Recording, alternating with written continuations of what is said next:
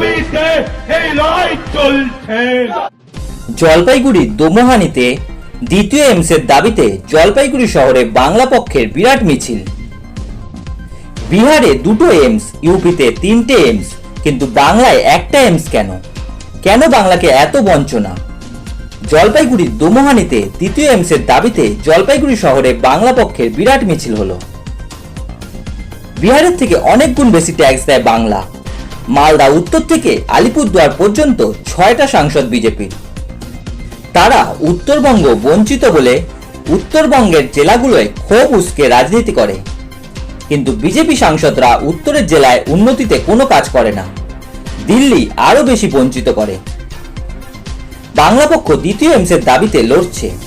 জলপাইগুড়ির দোমোহানিতে রেলে 400 একর পরিত্যক্ত জমি আছে, তাই জমির সমস্যা নেই। এই জমি কেন্দ্র সরকারের অধীনেই আছে, সেই জমিতেই দ্বিতীয় এইমস চাই। এই দিন মিছিলে উপস্থিত ছিলেন বাংলা পক্ষ সাধারণ সম্পাদক অধ্যাপক গর্গ চট্টোপাধ্যায়, ছিলেন সাংগঠনিক সম্পাদক কৌশিক মাইতি, শীর্ষ পরিষদ সদস্য রজত ভট্টাচার্য, আব্দুল লতিফ, জলপাইগুড়ি জেলা সম্পাদক অভিষেক মিত্র মজুমদার, শিলিগুড়ি জেলা সম্পাদক গিরিধারী রায়, আলিপুরদুয়ার জেলা সম্পাদক উত্তম দাস সহ অন্যান্যরা। এদিন গর্গ চট্টোপাধ্যায় বলেন, বিহারে 2টি, ইউপিতে 3টি এইমস, বাংলায়ও 2টো এইমস চাই। দ্বিতীয় এইমসের দাবিতে জলপাইগুড়িতে বিরাট মিছিল হলো। জলপাইগুড়ি, কোচবিহার, উত্তর দিনাজপুর, দক্ষিণ দিনাজপুর, আলিপুরদুয়ার, দার্জিলিং, কালিম্পং এর ভূমিপুত্রদের গণদাবি হলো দ্বিতীয় এইমসের দাবি। বাংলা পক্ষ এই দাবি আদায় করবেই। জলপাইগুড়ির দোমোহানিতে দ্বিতীয় এইমস হবে। তোদের ভয় নাই, দার্জিলিং এর ভূমিপুত্রদের ভয় নাই, আলিপুরদুয়ারের ভূমিপুত্রদের ভয় নাই, উত্তর দিনাজপুরের ভূমিপুত্রদের ভয় নাই, দক্ষিণ দিনাজপুরের ভূমিপুত্রদের ভয় নাই, মালদার ভূমিপুত্রদের ভয় নাই, বাংলার কোন ভূমিপুত্রের ভয় নাই, ভূমিপুত্রদের ভয় নাই, বাঙালি তোমার ভয় নাই, রাভাদের ভয় নাই, রাজবংশীদের ভয় নাই।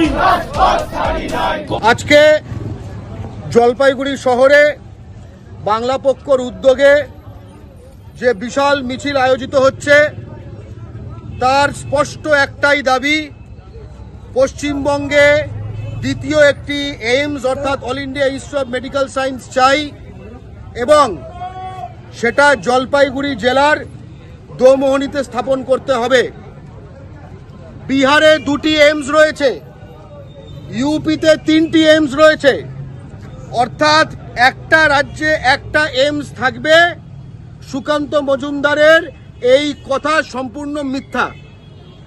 এবং বিহার থেকে যত টাকা কেন্দ্রীয় সরকার রাজস্ব হিসেবে পায়, তার কয়েক গুণ বেশি রাজস্ব পশ্চিমবঙ্গ থেকে কেন্দ্রীয় সরকার তোলে, প্রায় 5-6 গুণ।